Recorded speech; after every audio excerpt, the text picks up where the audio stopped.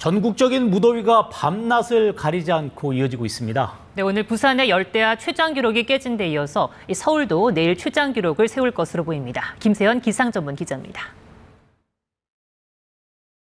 밤낮 없는 더위로 열대야가 이어지는 가운데 부산의 열대야 최장 기록이 경신됐습니다.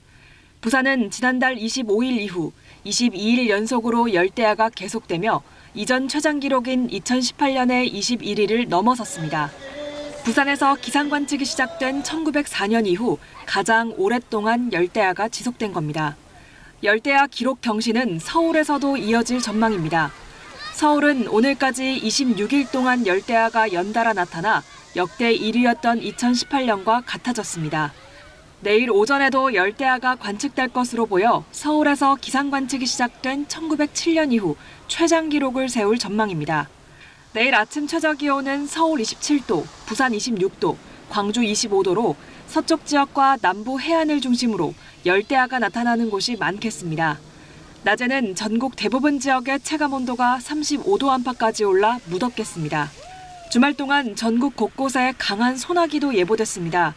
최대 60mm의 소나기가 예상되고 천둥, 번개가 치는 곳도 있겠습니다.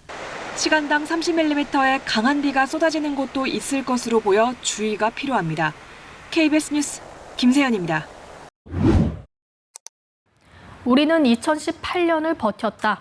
더위가 찾아올 때마다 가끔 들려오는 말로 지금 이 정도 더위는 약하다, 버텨낼 수 있다는 뜻을 담고 있습니다. 실제 사상 최악의 폭염으로 꼽히는 2018년 더위의 기세는 맹렬했습니다. 33도를 웃도는 폭염 일수가 30일을 넘겼고 강원도 홍천의 기온이 41도까지 치솟는 등 일부 지역의 수은주는 40도를 돌파했습니다. 올해는 어떨까요? 지난달까지 폭염 일수는 7.21로 16.91을 기록한 2018년에는 못 미치지만 같은 기간 평년 수준인 4.91을 훌쩍 넘겼습니다. 그리고 밤이 돼도 더위는 사그라들지 않고 있습니다.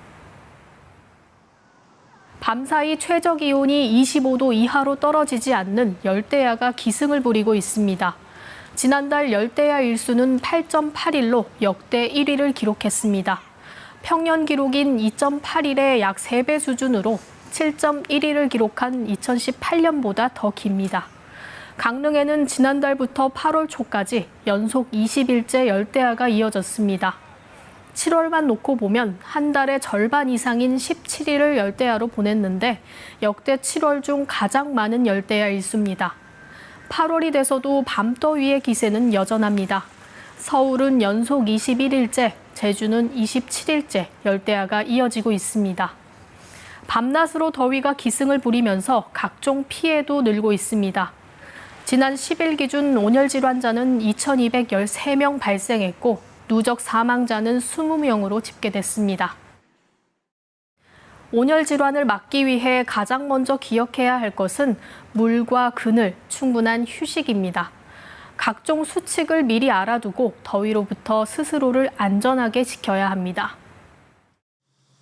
논밭에서는 햇빛을 피할 그늘을 찾기 어렵습니다. 한낮 작업은 피하고 선선한 아침이나 저녁대로 일정을 조정하고 햇볕을 막는 챙이 큰 모자와 땀 흡수가 잘 되는 소재의 긴 소매 옷을 입는 것이 좋습니다. 또 목이 마르지 않더라도 물을 자주 마셔야 합니다. 폭염 시 비닐하우스 내부 온도는 바깥보다 훨씬 높아집니다. 문과 창을 열어 환기를 잘 시키고 내부 온도를 수시로 확인해야 합니다. 건설 등 실외 작업의 경우 작업장과 가까운 곳에 환기가 잘 되고 그늘이 있는 휴식 공간을 마련해 놓는 것이 좋습니다. 실내에서도 내부 온도와 습도를 항상 살피고 더운 공기가 정체되지 않도록 냉방과 환기 조치를 해야 합니다. 폭염특보가 발령되면 한낮 야외 작업은 최소화하고 매시간 10분에서 15분 이상 필수적으로 규칙적인 휴식을 취해야 합니다. 체온이 37.5도를 넘어서면 열탈진이나 열실신 등 온열 질환이 생길 수 있습니다. 두통과 극심한 피로감, 어지러움이나 근육 경련이 느껴지는 등 의심 증세가 있다면 119에 신고하고 즉시 휴식을 취해야 합니다. 더위는 이번 주도 계속될 것으로 전망됩니다. 가족과 이웃을 세심히 살펴야겠습니다. KBS 뉴스 김세희입니다.